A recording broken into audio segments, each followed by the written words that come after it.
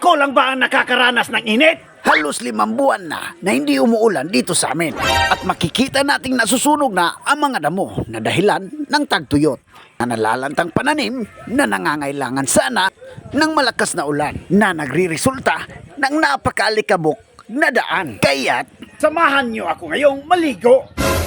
sa bidyong ito ay maliligo tayo dito sa kanal. Pero hindi dito dahil maginamos na ang tubig. Dito tayo maliligo.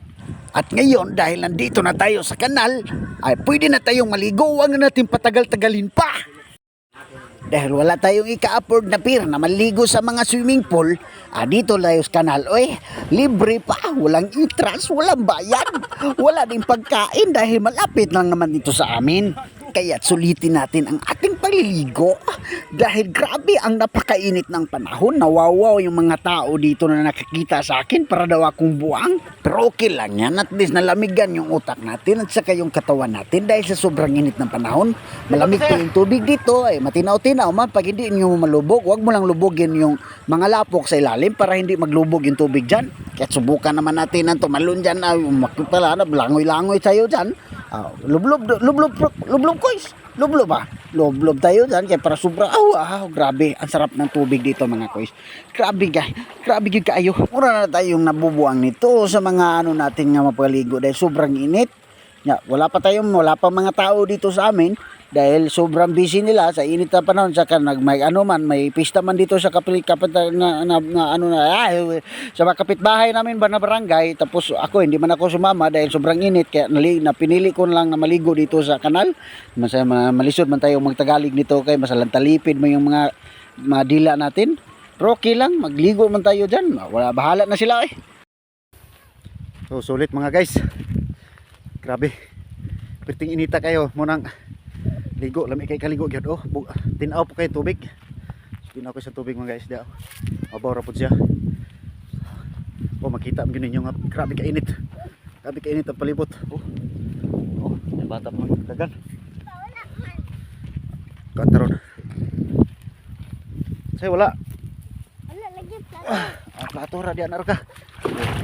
Basta lang sa pugnaw sa tubig mga guys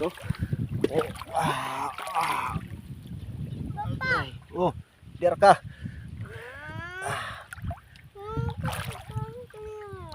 Ha? Ay na dia. Ayaw.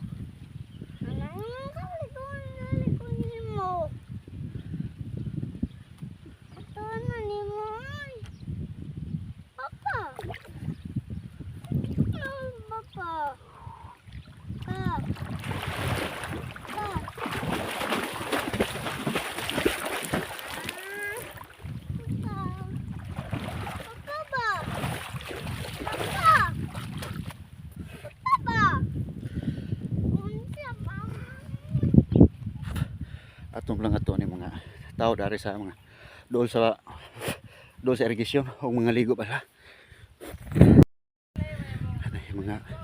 Mga guys. Wala man tayo kwarta dito. Ato to layo po kayo. Ali ligo ta dali. Ali ba? Bugnaw kayo pre. Ha? Ali ligo ta. Adios.